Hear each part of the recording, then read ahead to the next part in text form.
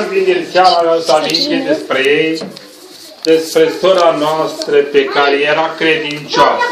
Totul era necredincios. Era înrăit întrucât a ajuns în situații cu o chinuia și o prigonea atâta de mult. Într-una din zile, ca să nu se mai ducă la adunare, m-am amintit, i-a aruncat Biblia în foc, în jar. Martorii de aici, băi. Ea săracă n-a contat focul pentru ea. A băgat mâna în jar și a scos Biblia de mărit să fie Domnul Iisus. Îmi spunea fratele, m-a cercetat, ai venit apa, ai inundat. Nu a fost să scoată nimic din casă decât să scoată Biblia. Mărit să fie Domnul.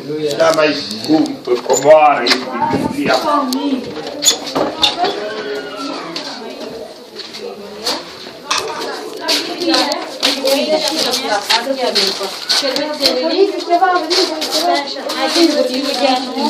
Și șervețelii. Unde șervețelii?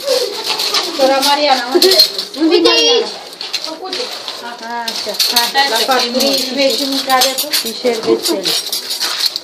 Păi filmezi? Sora Vasilica, pui din gura șervețelii. Un pic destul la fată.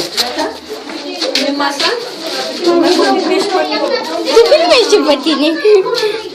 O sora Vasilica așa? Pe el. Ia, așa.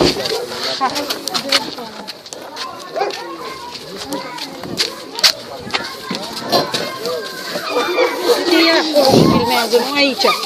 Ei. Ce mâine vezi?